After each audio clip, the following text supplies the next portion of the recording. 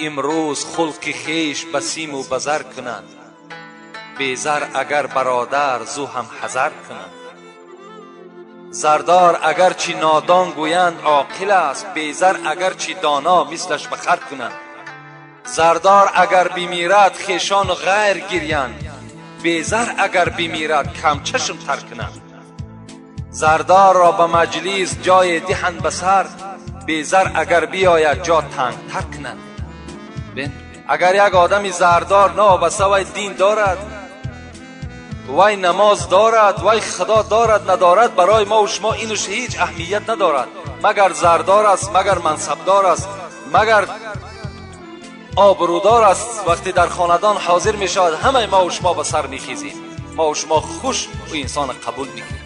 لیکن یک انسانی که نماز می خواند، مسلمان است، انسانی که به خدا نزدیک است، نماز شب هم دارد، لکن پول که ندارد، مال که ندارد، در نزد ما و شما قدر قیمتی ندارد. این چی شور است در این دور قمر می بینم، همه آفاق پر از فتنه و شر می بینم. هیچ شوقت نه برادر به برادر دارد، هیچ مهری نه پدر را به پسر می بینم.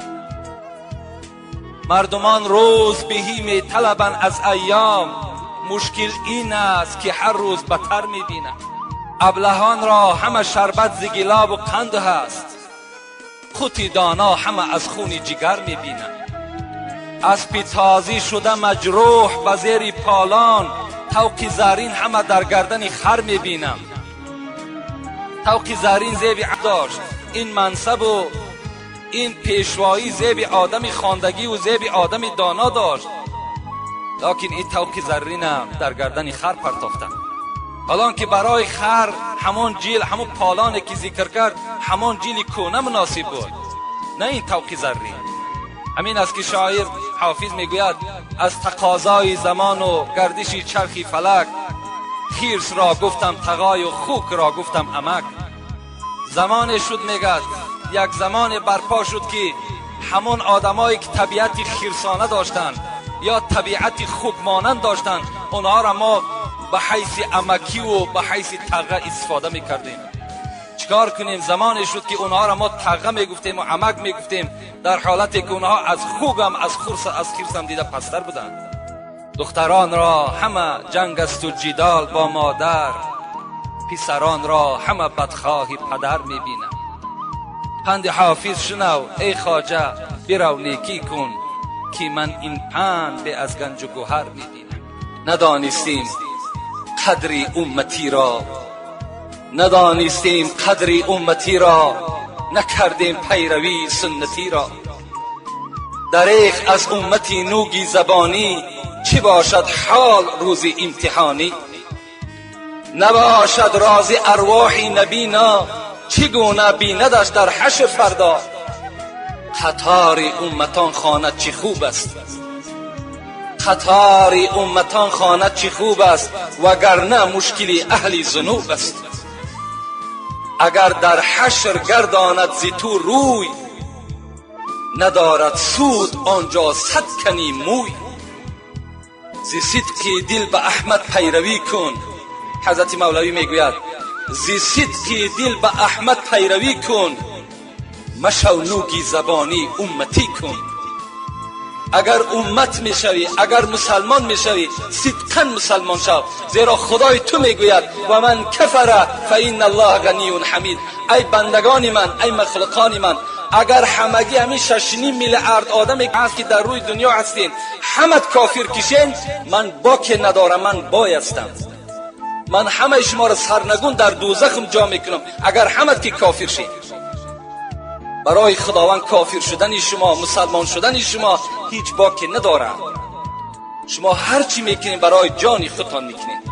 امروز هر عادت دارین، هر معرکه‌ای که در خانه دارین، طبق دستورات قرآن کنین. نامتان امت است، سزاوار امتی را شایسته باشید.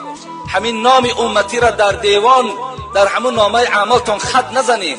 مسلمان بودن تو کی بکار است، مسلمان مردن اینجا اعتبار است. مرده در وقت غسل با غسال، گوید این حرف با زبان حال. بود مثل تو تر و تازه، قوت داشتم به اندازه. همراه جسم بود جان من، مدت گفتم این و وان من. در محلی که کردم و گفتم، بود فکرم عیالم و جفتم. تا که گشتم خراب و بیچاره، ناتوان حال زرد رخساره. میروم برای زیمو باریک، در دوام میگفته است، میروم برای زیمو باریک، میدرایم به خانه تاریک. این همه در مقام میماند، سر تنهام میفرستاند. آنچه بگذشت وقتی جان دادن، شرح آن را خدای داند من. بعد از این عقوبه هاست پی در پی، می ندانم چه بگذرد در وی. گوش باید که بشنود این را، بکند فکر جان شیرین را. برای این سخنها گوش در کار، گوش سر با جمله حیوان همدم است، گوش دل مخصوص نسل آدم است. برای این سخنها گوش دل لازم، گوش باید که بشنود این را، بکند فکر جان شیرین را. چشم باید عبرتش بیند، بر سر جاده عمل شیند. با چشم میبینی مرده را میشوی، با چشم میبینی تابوت میبرداری، با چشم میبینی برده را در لحد جا میکنی. لکن تعجب آور است که خود عبرت نمیگیری، خود به خود نمیای که فردا من هم داخل این قبر هستم، من هم البته یک مرده شوی را بهر من میکابند. این شب به یاد ما و شما نمیآید. چشم باید عبرتش بیند، بر سر جاده عمل شیند. عقل باید کار فرماید، مرده را بیند و به خود آید. مخند اینجا که مژگان تو گریان است در فردا، اگر ریزی در اینجا اشک خندان است در فردا. به اندوه قیامت زرد کن رخساره گلگون، بسان شمس انور ماه تابان است در فردا. مکن جور و ستم بر جان خود از ترک فرمانش، مکن جور و ستم بر جان خود از ترک فرمانش. به غیر عقبه ها 7 درک سوزان است در فردا. خدا رحمت و مغفرتش کند. و خدا قسم همه آیت است، همه حدیث است. مکن جور و ستم بر جان خود از ترک فرمانش، به غیر عقبه ها 7 درک سوزان است در فردا. کسی گر اندر اینجا خرمن طاعت نبردارد، کسی گر اندر اینجا خرمن طاعت نبردارد، به صد افسوس و حسرت ها پشیمان است در فردا. چرا ای کلمهج، چرا ای کلمهج با جلوه این زال می نازی، ولیکن عیشگاهی خاکساران است در فردا. به محشرگاه گر هر کس به هر سوی روان گردد، که میلان جنونی سوی جانان است در فردا، که میلان جنونی سوی جانان است در فردا، در فردا، در فردا، در فردا.